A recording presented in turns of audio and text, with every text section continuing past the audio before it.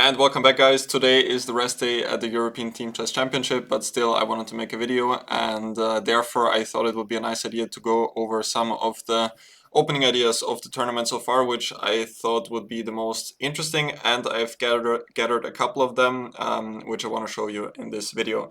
So this is volume 1, probably after the event is finished, so after rounds 7, 8, and 9 are done, then I might make another volume or some of the ideas that did not make it into this video. But for now we are going to have a look at just some of the ideas from rounds 1 to 6 of the tournament. Let's get to the first one. This was from round 1 between Arkady Najdorf with the white pieces and Anish Giri with the black pieces. Actually, the first two opening ideas are played by Anish, which is logical because he's always extremely well prepared.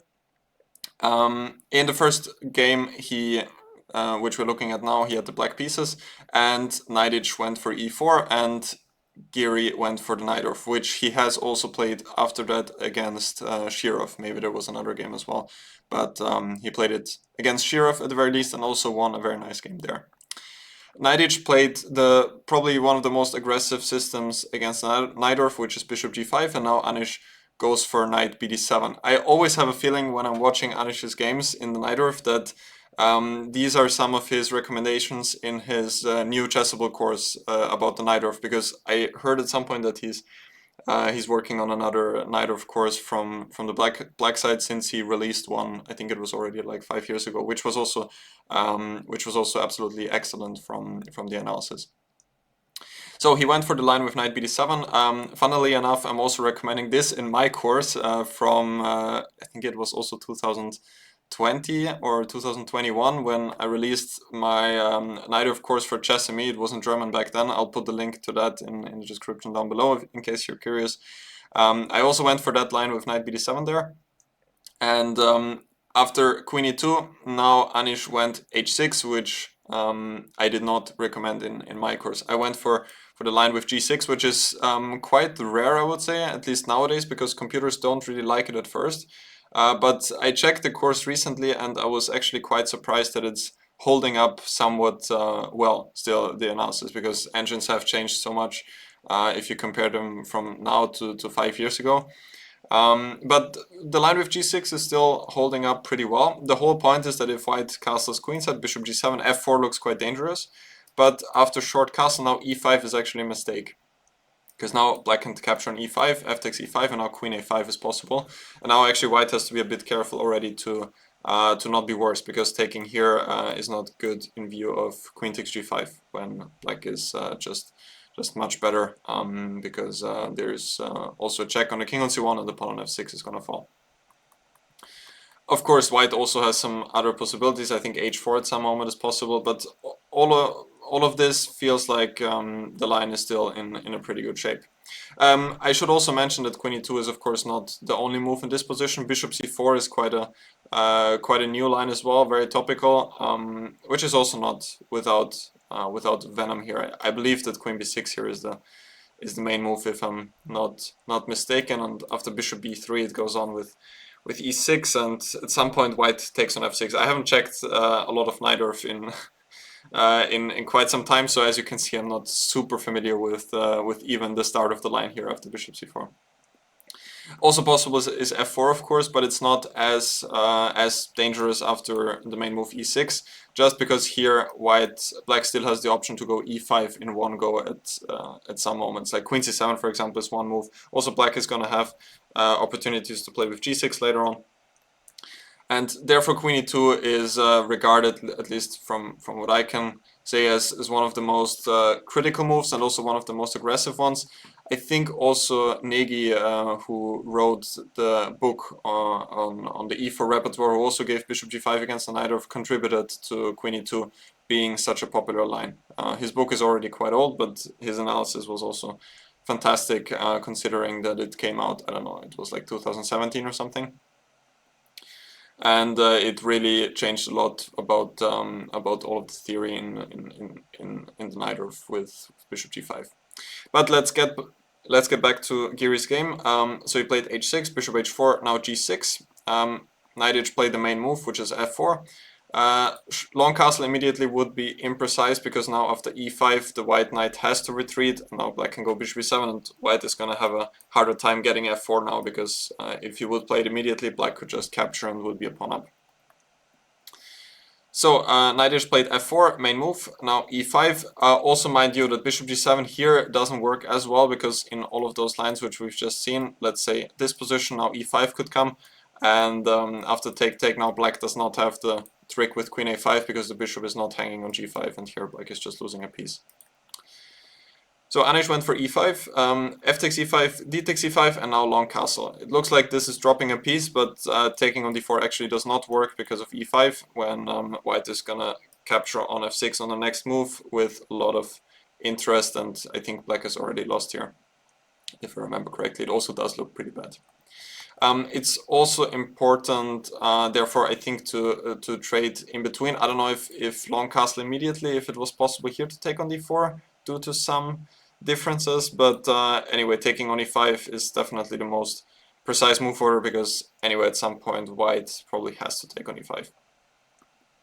So long castle, and now Anish played the move bishop g7, which is quite rare, and the computers don't like it at first, but it was quite obvious that he prepared this pretty well. He played still quite a few moves at tempo, and I was just a bit surprised that so many things are even playable in this line, because I thought that always black has to follow quite a narrow path in this line here.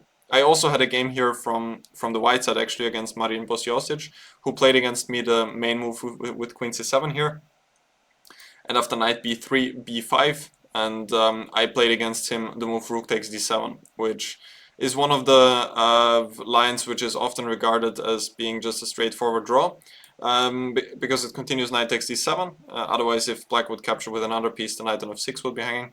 So knight takes d7 is necessary. Knight d5, and now I think here he played against me queen d6, which was not precise. Instead, queen b8 is the move, and after knight a5, there is often this repetition somewhere. Let me think where it is. Is it after bishop g7?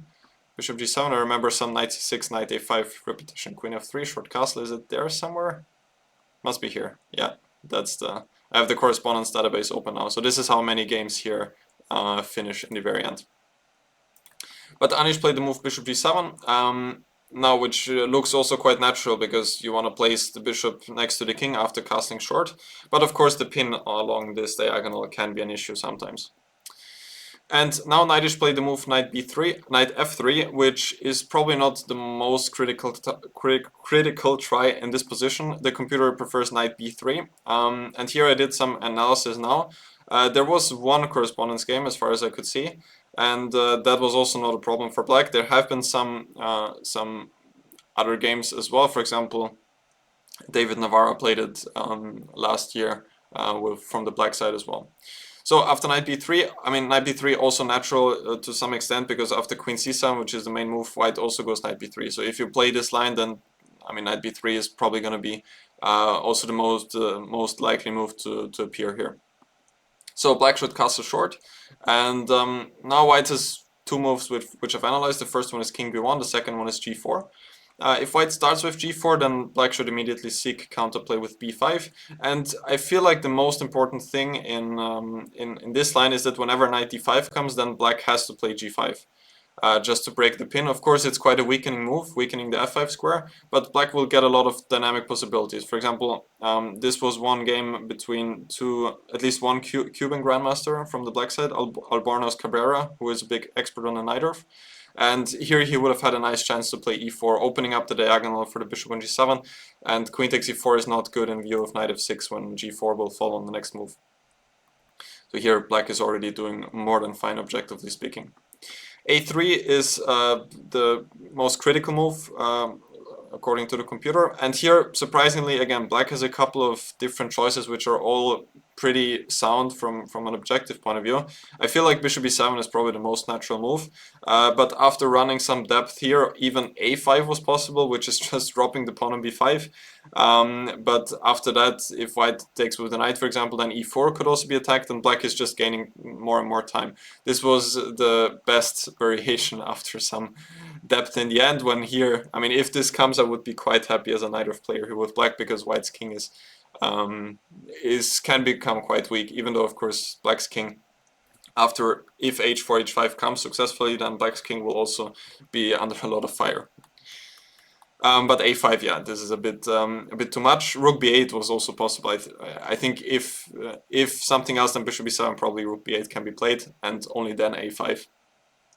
And here the point was that after knight takes b5, knight takes e4 is possible, and it continued bishop a7, queen g5 check, king b1, knight df6, and it was just a complete mess. Again, here the point bishop takes b8 doesn't work because of bishop takes g4, and if h3, bishop a6, just completely irrational position. I don't even know what to say here. But bishop e7 is the most natural move. It was also played between Cantor and Juhas Agoston, both strong Hungarian players. Cantor is a grandmaster and Juhas is an international master, who have played both of them in the past. It continued g5, takes, queen c7, and here after h4 it's just important to stop white's advancing with knight h5, and I think the position is just playable. Knight df6 is going to come in the next move, and it's not so clear how white's attack even continues here, and black also has some ideas along the c-file in the near future.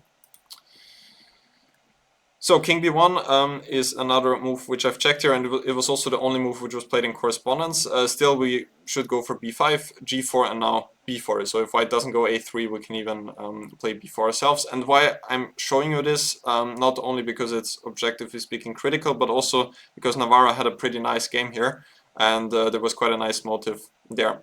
So after knight d5 here, we started with a5, and after knight c5, now it's the time to break the pin with the move g5. The bishop has to go somewhere. I checked the move bishop f2 to protect the knight on c5. Actually, going to f2 is important, of course, otherwise the knight on c5 would be hanging.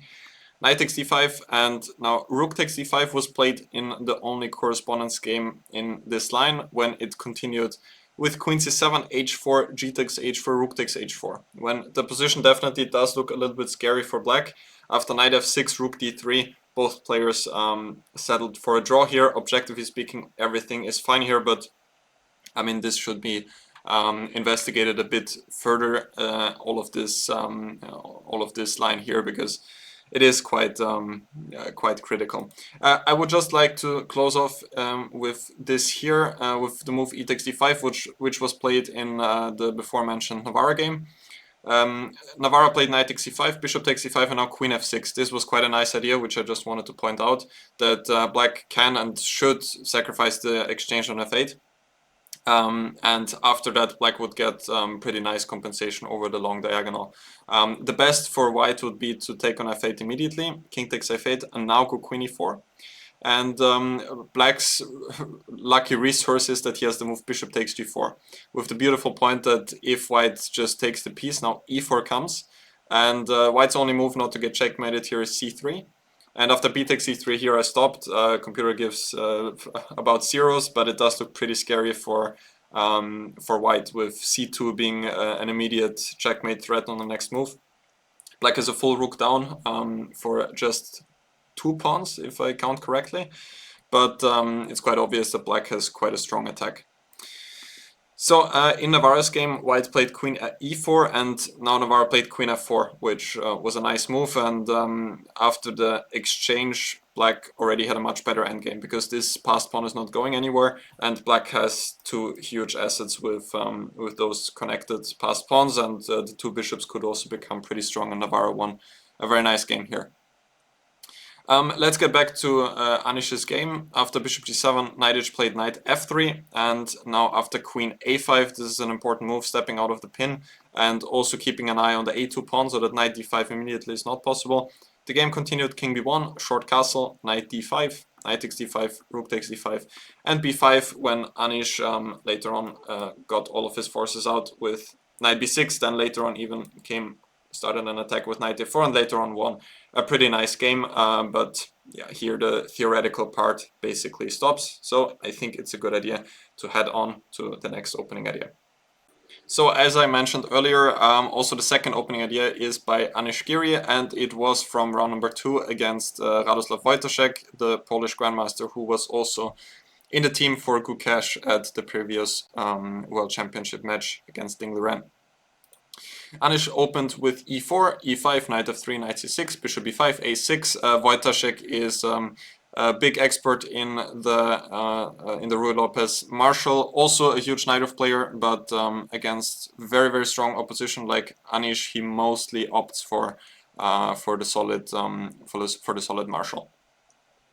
Bishop a4, knight f6, d3 now, which is already a sign that Anish does not want to enter the classical main lines with short castle, which also does allow the open Spanish with knight takes e4. Anyway, less likely with Wojtaszek, but still, of course, it's quite a big upside with starting with d3. Obviously, black also gets some other options if white starts with d3. Since white cannot as easily play c3 followed by d4 in one go in many of the variations. Which is also why after d3 the move bishop c5 immediately, or with the inclusion of b5 bishop b3, is quite a serious extra option here for black, since in the classical main lines with short castle black can also go for that, of course, which is the Arkhangelsk. But here, just to say what I was to show what I was saying earlier here, white typically goes for an immediate c3 followed by d4, and having the pawn still on d2 kind of saves the tempo for white in those variations. But let's get back to d3 on the fifth move. Now Radek played the move b5. Of course, now after d3 bishop takes e6 is a threat, so bishop e7 is not possible because now white could just capture the pawn on e5 when e4 now is protected. So Wojtaszek played b5, bishop b3, and now bishop e7, which, now that I've analyzed it and also spoke to my team colleague Markus Raga, it might turn out that this move, which I've also was planning to play from the black side at some point, probably is a little bit imprecise because white hasn't castled short, as far as I can see. I mean, it's still a bit early to tell, but at least from how the game was progressing, still having the king on e1, as we will see, actually makes quite a significant difference. Bishop c5 is probably the most critical line. I mean, bishop e7 is also not a bad move, like don't get me wrong, but bishop c5, I mean, having the bishop outside of the pawn chain and then playing d6 on the next move is definitely a more ambitious way of playing, most likely.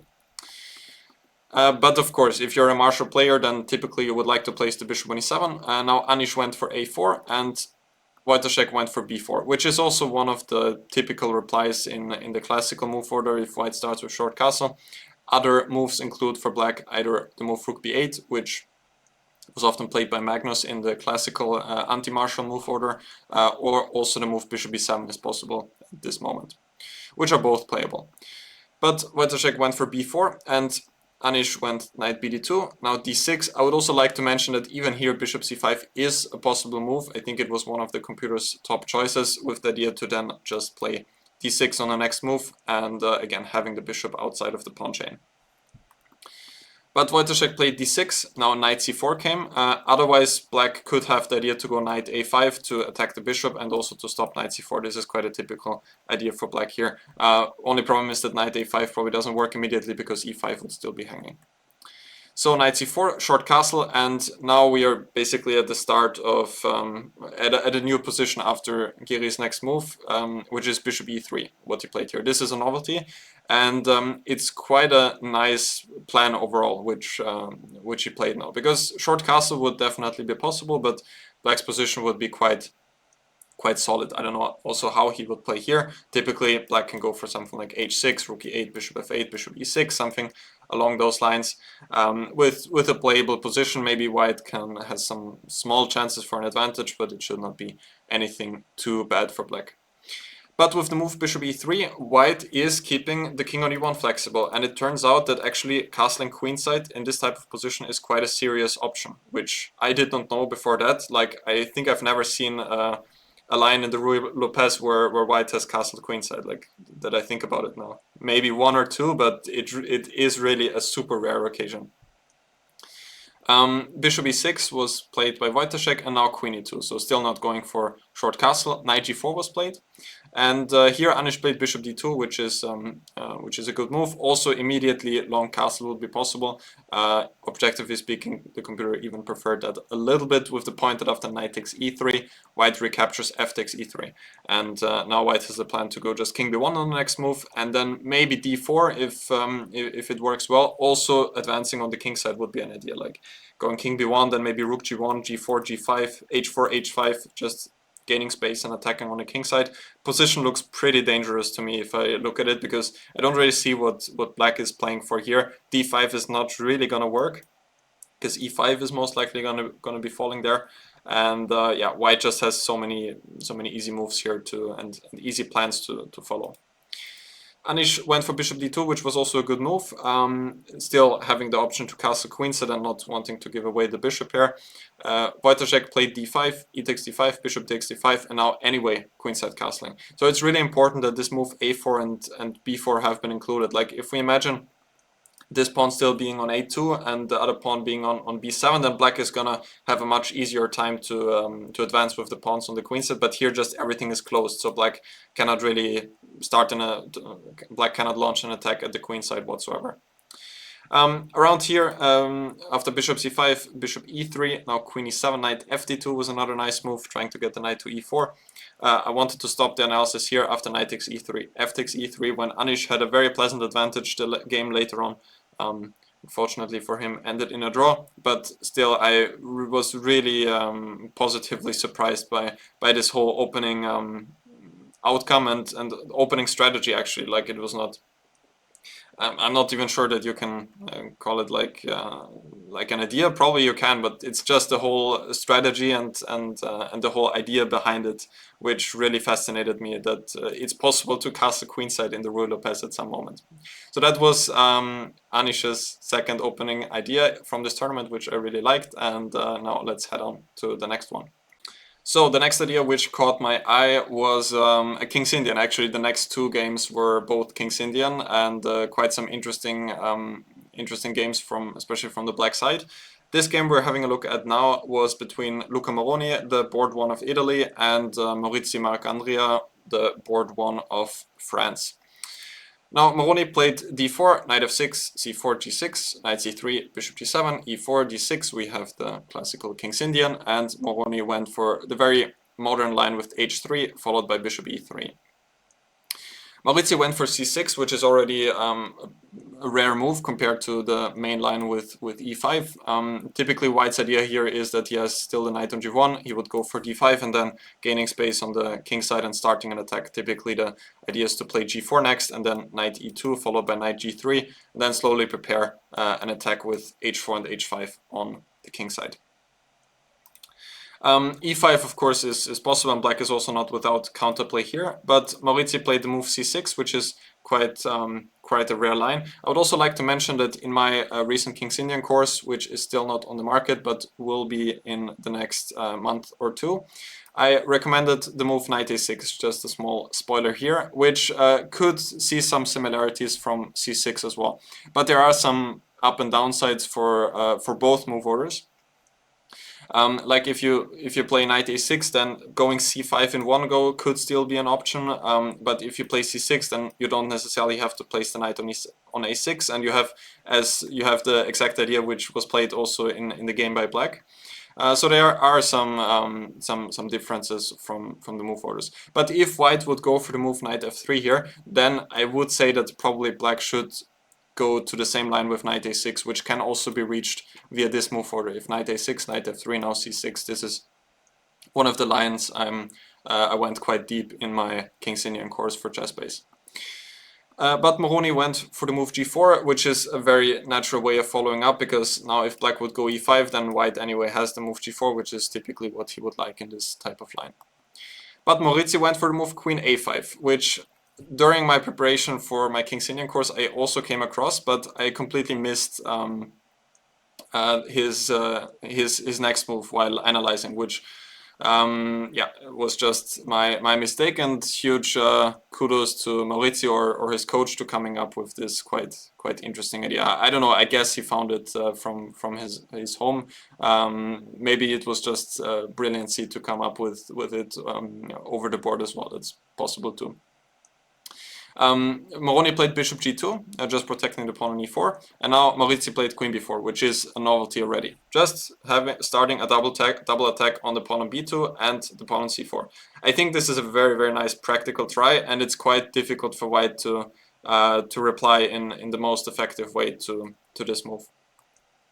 I would also like to mention that queen d2 is possible here, when queen b4 is not effective at all, because now both b2 and c4 are not even hanging, so the queen is not really doing anything there. But instead, black could go for the move c5 now, and things are not so clear here. There are also some ideas sometimes to push b5. I think even immediately it was possible.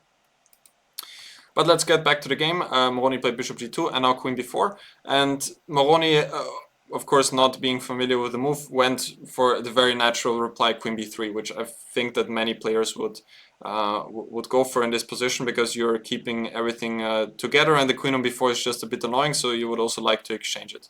But this is something which black can probably be quite happy about now, and black is really already extremely close to also objectively equalizing, and very soon Maurizio just immediately took over and got a nice initiative. He played a5, a very important move. You don't want to take on b3 when white's a file would open up. But after a5, white's situation is a bit awkward on the queen side, because he doesn't want to take. Now it's black's rook which is controlling the a file, and white's knight has to retreat to a more ugly square. So Moroni played knight e2, and now another very nice plan by Maurizio. He played knight fd7 with the idea to go to b6, from where it's going to pressure the pawn on c4. Also, knight bd7 would be possible with the same idea to then just play knight b6. Maybe at some moment he was worried, not now immediately, but if knight b6 comes, then maybe e5 could come with the tempo to the knight on f6, so maybe that's why he took the other knight. And after short castle, knight b6, already I think it's very difficult for white to come up with something. Moroni played c5, d takes c5, d takes c5, knight c4. But here black is already clearly better, and this is how the game progressed. And b5, a4, and just look at this strong bishop on g7, and white already is lost here, and Maurizio managed to win the game later on. So, of course, it's not like queen b4 is completely crushing this line. White does have some critical objective tries, but he actually has to give away the pawn to play for an advantage. The best move after some depth was queen d2. I don't think that anyone in the right mind would play that, because at least if you're sacrificing a pawn, you would probably develop a piece, or at least attack the queen. And also after queen d2, things were not that clear. Black should probably, black definitely should take the pawn on c4, knight e2, knight d7, short castle e5, and it's practically speaking, I don't think it's obvious at all that that white has such a great compensation here. f4 is important. E takes f4, bishop takes f4. Now knight e8. Black's pieces are a little bit cramped, but still, it's not really clear how white has now some concrete way of showing compensation. He just has to play for activity in the long run, which I don't think is so easy for most players, at least for me specifically. I probably wouldn't feel so great here from the white side, because I'm simply a pawn down. More logical is probably the move a3, since now queen takes b2 is not possible in view of knight a4, and the queen is going to be trapped. And queen takes c4, now f4. At least here white is immediately doing something with his pawns in the center, and has some ideas to play with e5 or f5 at some moment. But also here it was not entirely clear, so black should go back with the queen a6.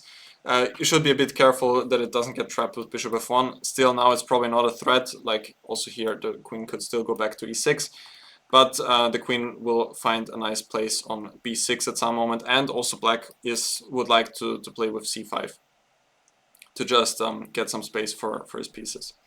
So the best line continued with knight e2, bishop e6, and now since bishop c4 could be an idea at some moment, just trying to exchange as many pieces as possible, the computer gave b3, and now after c5, d5, bishop d7, I just felt that position is quite unclear. Knight e8 was important to stop e5.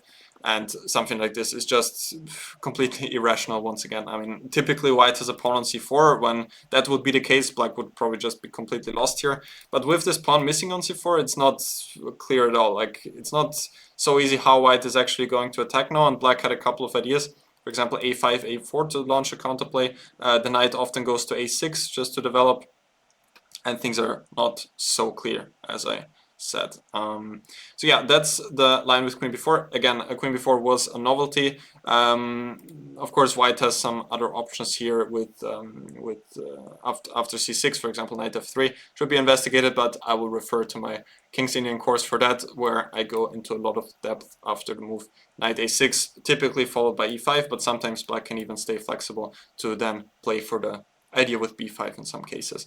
I will, of course, announce the King's Indian course once it's available in the chess-based shop. But that was it for this idea, and I will see you in the next one. So we just saw one nice idea in the h3, bishop e3, King's Indian. Now it's time to have a look at another one. This was a game between Fedoseev and Nicolas Theodorou. Fedoseev representing Slovenia and Theodorou Greece, both playing on board 1.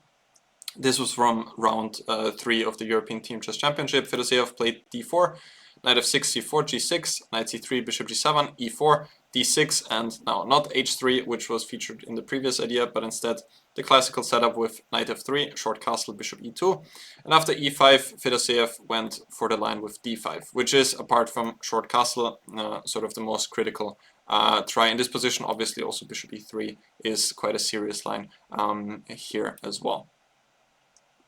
After d5, now Theodorou went for a5. In general, white has the idea to still have the king in the center, and as in the line with h3, bishop e3, he has some ideas to play h3, g4, when having the king on g1 would not really be in his interest in general.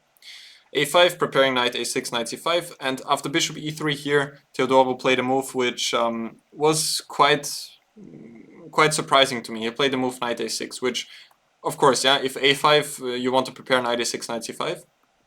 But typically, like what I learned when I was a kid, basically, was that you should really avoid this type of formation to happen. That white has bishops on e3 and e2, very harmonious development, and now white has stopped black from going knight g4. And typically, what you say is that white has very easy play with ideas like g4, h4, g5, h5, just attacking on the king side.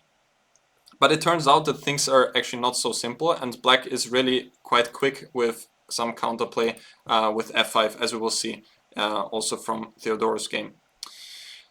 The main line continues knight g4, bishop g5, f6, when this is the type of position you can reach, which is actually also not bad for black. Yeah, this is also playable, but knight e6 is a more novel approach, I would say. So after knight d2, Theodorou played knight d7. Knight e8 is, by the way, also possible. There was one correspondence game which I saw, or I don't remember, it was one, but just a handful of them, when also black's idea is to go for g4, is to go for f5, so white should probably stop it with g4, and now bishop f6, and also here it's practically speaking not so easy for white, because bishop g5 is quite a huge strategical threat, and if white has only one way to stop it, which is to sacrifice a pawn on h4, and after clicking a little bit here, it's also not so clear how white's compensation is going to play out. I mean, of course, it does look a little bit scary for black, but the pawn on g4 is hanging as well, and white had to defend it with rook g1, and already now white doesn't have the clear play on the h-file anymore. And after c6, the position is just completely unbalanced and with chances for both sides. But Theodorou played knight d7, knight e8 is just, I think, a pretty interesting extra option at this moment. And after knight d7, now Fedoseev went for short castle, which now really gives black a pretty comfortable play with f5. But it was very understandable, because Fedoseev probably wasn't prepared for this exact line. And to him, it was probably quite obvious that Theodorou would be pretty well prepared against the move g4. After g4, it continues knight d to c5. Now h4 is quite a normal move, and now f5. We just try to open up everything like this. Otherwise, if white manages to open the h-file in time, then it would be pretty bad news for black. So h4, f5. Now f3. Taking here immediately is not really dangerous, because black has ideas like knight b4 followed by knight d3, or even knight d3 immediately. and black is doing not so bad here. So f3 is the critical move, and here black has a couple of ways to continue. I mean, bishop d7 was played in one correspondence game. There were 3 core games in total, if I see correctly. And then a position like this came out when white has the extra move f3, which is definitely in his favor because he can place a knight to e4, but it was also completely playable for black. The objectively speaking, the most critical test was probably to take on g4 and then to play for something like this with the idea to go a4 next and then c6. And with that idea, you can also try to activate the queen to a5 or to b6 later on. It's also quite a nice strategical plan in general in those positions to play rook f4 at some moment. I even saw that the computer gave it as a possibility here, with the point that if white takes, it would probably not be a great idea, because now, even though black just gave up a full exchange, the bishop on g7 is becoming a real monster along this diagonal, and white's dark squares are just extremely weak in the long run. After bishop d7, I just basically copied 2 correspondence games in my file. You can of course review that in the PGNs, which I've attached in the description down below if you're curious about that. After short castle, which was played by Petrosian, Theodoro went f5. Now e takes f5, g takes f5, f4, which led to quite a typical king's Indian position here. Typically, it's just quite important. I mean, you can go for e4 in some of those positions, but taking on f4 can sometimes be actually quite a nice idea too, which was played by Theodoro. And after bishop takes f4, now knight e5, which gave him pretty nice counterplay overall. Later on, he was even better, then Fedoseev was better, but in the end, the game fizzled out to a draw. About this position, it might look strategically a bit dubious to you because black has the worst pawn structure, but the knight often goes to g6 next, and the bishop on g7 is again now opened up and doing a pretty nice job along this diagonal. And apart from that, also the pawn on f5 could be quite useful so that the knight could at some moment go to e4. I mean, now it's less likely because white is controlling the e4 square nicely, but it's still a nice asset. And apart from that, maybe black can also try at some moment that after knight g6, if the bishop moves, then black could also push the pawn to f4, which could control a few key squares.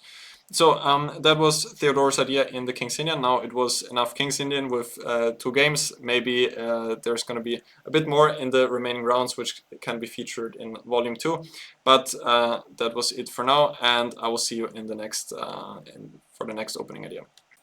So I'm really excited about this one. This was played by Frederick Svane, the last board of Germany, who is always extremely well prepared and has many interesting ideas, against Slovakia's player Haring Filip, who just recently became a grandmaster. Svane played e4, e5, knight f3, knight c6, bishop b5, we have another rule Lopez, a6, bishop a4, knight f6, short castle, and now the move d6, which is becoming more and more popular. There was a course by Gawain Jones who recommended this line, and the general black's idea is to follow it up with bishop d7, g6, bishop g7, and short castle to aim to get some type of King's Indian positions pretty often. Like if we imagine some lines, for example, what often happens is something like this: d4, bishop d7, and if white would go for d5, then black would have this type of King's Indian structure with typically quite a nice counterplay with f5. All of this is possible, and white has some chances to play for an edge in those lines. Generally, not going for d5 is probably the best idea. Just trying to finish development with h3, knight d2, knight f1, knight g3, something along those lines. There are some details about that, but we're not going to focus about it in this game. Instead, Frederick Svane played the move bishop b3, which is incredibly rare and might look a little bit strange to you at first, because typically the bishop only retreats if black attacks it with b5. But actually the idea is really interesting, and I can imagine that many more players are going to use it in the near future, because it is kind of a shortcut in this quite huge line, which leads to very untypical positions. Typically, black gets his way of playing with g6, bishop g7, and white just has to oblige and go into those positions. But with bishop b3, now black cannot easily get that with g6, or actually he cannot get that at all. Because if black would go for g6 immediately, white would just be winning after knight g5. There's no way to defend the pawn on f7, and white has a clear to winning advantage already at this point. So black has a couple of different moves. In the game, Haring played knight a5. Let's start with this one, which I feel like is also extremely natural. Typically, if the bishop is on b3 and the pawn on e5 is protected, and the bishop cannot retreat back to c2, then knight a5 is often a good idea, because now black is just aiming to win the bishop pair on b3. But white is in time to strike in the center with d4, and after those exchanges, actually black is struggling a bit with the development, and the game continued with bishop g4. I'm actually now thinking what happens after e takes d4. I mean, there could be some ideas with e5 immediately, but I don't think it should be so critical here, because black could just develop with bishop e6 or bishop e7. Also knight takes d4 could be possible, and after bishop e7 maybe something like this would be possible for white, which looks a little bit better for the white side. But in the game, having played the move bishop g4 and now d takes e5, d takes e5, he actually played very imaginatively. He sacrificed pawn e5 and now went for bishop d1, which is quite a funny idea, just going after the pawn on c2. And it's not so easy for white to protect it. He should probably go knight a3, which was also played by Frederick. Now black gave away the bishop pair, but regained the pawn on c2. And here Frederick could have kept a pretty nice advantage with the move knight to c4, and after short castle now f3, with ideas like knight a5 or bishop f4, and black's queenside pawns could also be a bit vulnerable. And apart from that, the bishop on c2 is also not really doing so much. I mean, at some moment it probably has to go back to b5 not to get trapped. In the game he played b4 and then f3, which also kept some advantage, but then black was able to go to this opposite color bishop endgame, which in the end I believe that that having managed to hold it towards a draw. That was knight a5, which is objectively probably not the most critical test. Apart from that, bishop e7 is probably a very logical move here as well. But the funny thing is that here, after c3, h3, preparing d4, we are actually transposing quite likely to another line which can be reached through quite a classical move order of the Ruy Lopez. After knight d2, bishop f8, bishop c2, preparing knight f1 followed by knight g3, so that the pawn on e4 is protected, b5, knight f1, a5, knight g3. This is one line, one exact position which was seen in the game Kremer against Bartel from the Bundesliga 2023. And let me show you how this actually came in that game. It was seen with the move order with bishop e7, rook e1, b5, bishop b3, d6, the classical Ruy Lopez, c3, short castle, h3. And now Bartel played h6, d4, rook e8, so h6 is important to stop knight g5. Knight bd2, bishop f8, knight f1, bishop d7, knight g3, a5, and now bishop c2. And we have a direct transposition. I just thought this would be quite funny to point out. The line itself is not bad for black, but definitely white has achieved something and has at least a spatial advantage. Black also has some counterplay with either b4 or a4, a3 at some moment, but I would say it's a successful opening outcome for white at this point. Now let's get to probably the most critical move in the position, which is h6, just guarding the g5 square, and if white is not careful, black could also think about even pushing g5 and launching an attack. So white should go for the move d4 in this position. Now again, taking here would probably not be the most critical move. White can just take here and then again set up quite a nice center, maybe even with c4 at some moment, or knight c3 followed by knight d5. Instead, g5 is probably is also one of the computer's top choices, but I don't think it's such a big problem. White can take on e5, go knight c3. It was just important that we place the bishop to d5, trying to take on c6 on the next move when e5 could be a bit weak. This is certainly playable for black. So again, h6 is certainly the best way for black to continue from here on. And after d4, also g5 was not the only move. Bishop g4 is a move which I would maybe consider from the black side here, because I don't think that those structures after d5 now especially is not critical, because black has to move knight d4. But even after c3, now bishop e7, also those structures I'm never so sure that it's so easy for white, even though the computer gives some advantage. I'm just not so sure if black gets knight d7, knight c5, at some moment knight h7 and bishop g5 or knight g5, that it's so simple for white to play. I should also mention that this is not so great for black here, to take on f3 and then d4 because of bishop a4. And black is in some troubles because either c takes d4 could come, or bishop c6 followed by c takes d4, and also e5 could be a tactical idea in this position. Bishop e7 is the best, and now what I was saying earlier, that h3 is quite a normal move. Again, with the point that this pawn can be sacrificed, and white would get a pretty nice compensation here, with the move rook d1 coming next, and then maybe f4, trying to advance in the center. And if bishop h5 now, we could go for this type of structure. Computer, as I said, gives some advantage here. And it also does feel pretty safe, because at least f5 is stopped for the very moment, since our bishop is on c2. But I'm still not entirely sure about those positions if black goes knight h7 and bishop g5, trading this often bad bishop on e7. From the black side, I typically like to play those positions quite a lot. So as a result from that, from the white side, I would probably like to avoid it. And with the move bishop a4, I think that you can probably do that. Now, if black would castle, then you can take on c6, take on e5, and I think this is like clear, clearly just a clear plus equal position for white. White should just be a little bit better here because of black's broken pawn structure. Just looks very comfortable. But I have to say that, of course, going bishop b3 and then bishop a4 back, it does look a little bit ridiculous, but it's not so simple here, because black has also committed himself to bishop g4, which is not always the move he wants to make, since the bishop often runs into h3, and it's just generally not always so great here. Just apart from the fact that he is pinning us, it's not always so effective there. After bishop a4, b5 of course is possible. Now we should go back to c2, and after short castle, now what I wanted to point out was that here d5 is a little bit of a different story, because now black has committed himself to going for b5, and in a position like this he can easily run into quite a lot of trouble quickly with a4 when his pawn structure on the queen side is quite vulnerable. The best is knight a5, now knight d2, and white has the idea to go b4 followed by a4, just playing against this pawn on b5 basically.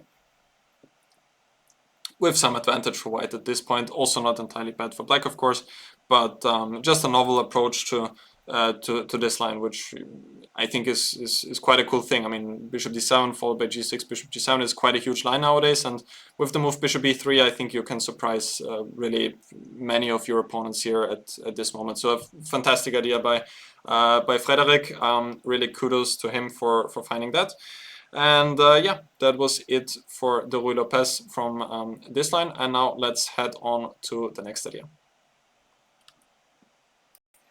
So I saved the best for the last, which is the French, one of my loves nowadays, since I also recorded the French course recently with my friend and colleague Grandmaster Rainer Buhmann, which you can find on the Chessamy store. It is in German. I'll also put that in the description down below in case you guys are curious and would like to check it out.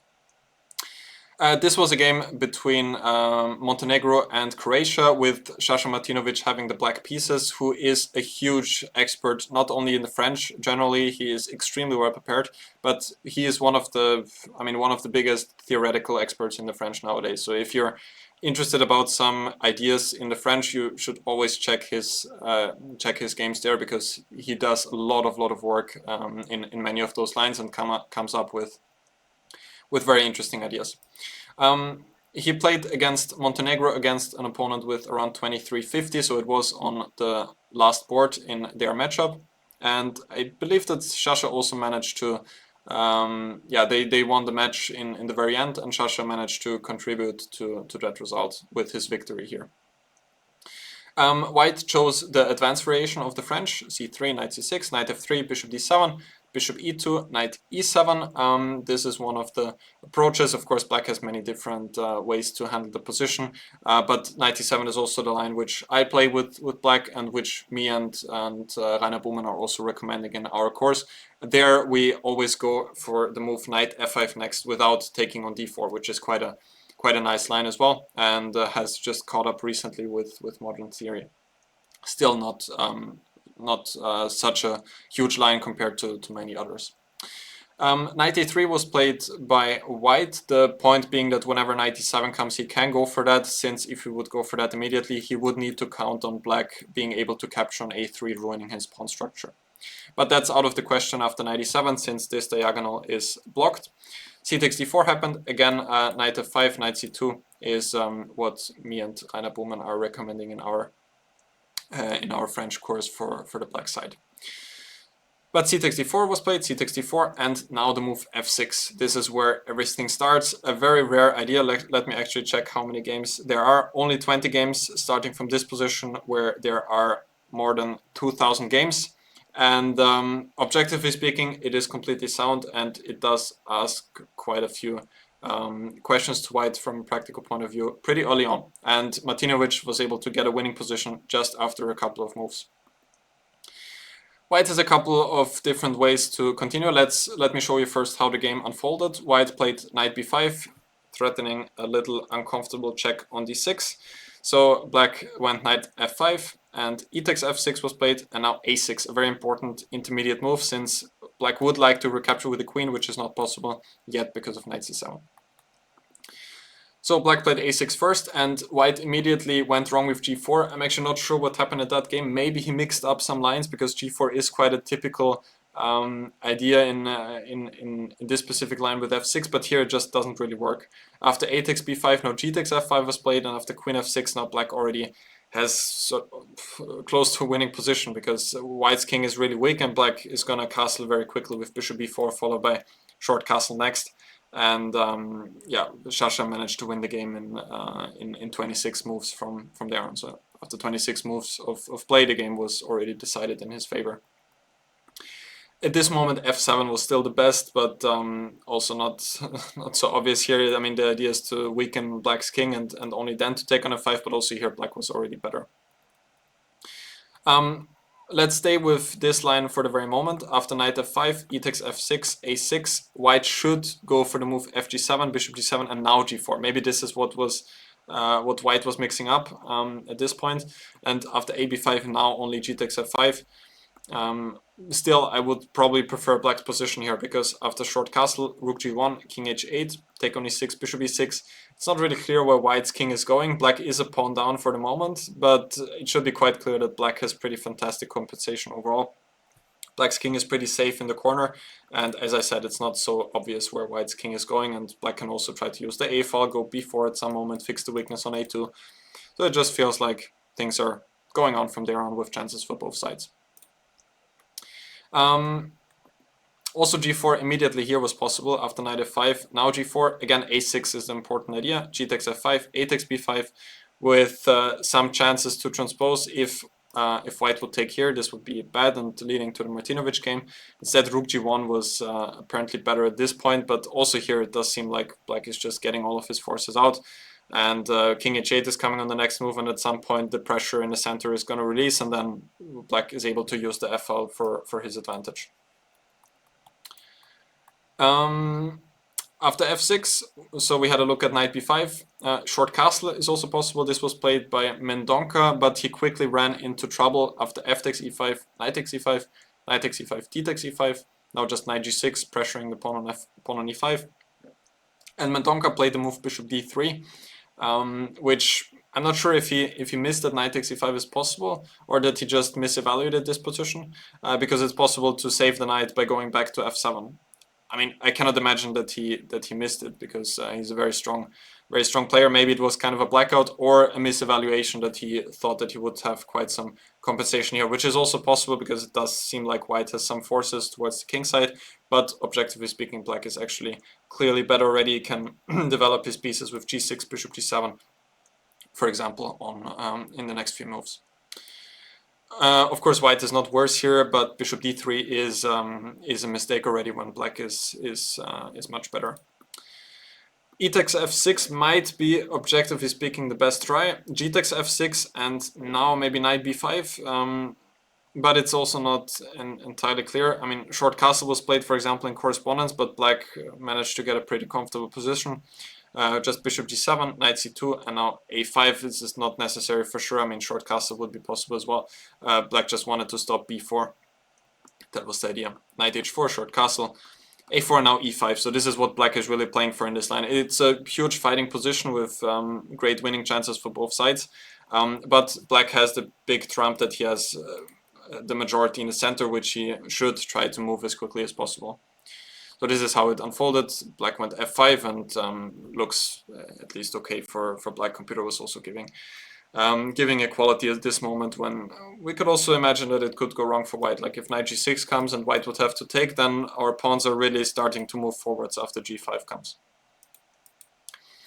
Knight b5 was also played in another real encounter between two over-the-board players. It continued with knight g6, short castle, rook g8. It was actually Paul Welten who played this line quite recently. This was one of his games from the black side, rook e1, and now king f7, a very very cool way to castle the king. He just wants to go king g7 followed by king h8, leaving the rook on the g file since it's quite useful there. Bishop f1, king g7 followed by king h8 with a playable position for black. This is certainly one of the critical lines for you to check, because white has ideas like g3 followed by bishop h3 to put pressure on the pawn on e6, when black at some point probably should go for f5 to keep the pawn protected, but of course it also weakens the e5 square, and after that we don't have the option to play e5 anymore. So if you're really curious about this line, this is probably one of the lines which you should have a closer look at.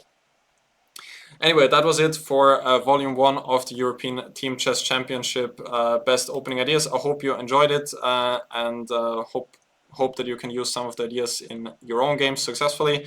I am planning to record a second volume. Hopefully there are going to be more interesting ideas in the second half of the event. Again, today is the rest day, and tomorrow you are going to see hopefully a recap again of our team doing well. We are playing against Italy tomorrow. But until then, again, you can check out my courses in the video description down below. Thank you guys for watching, and I'm going to see you guys soon.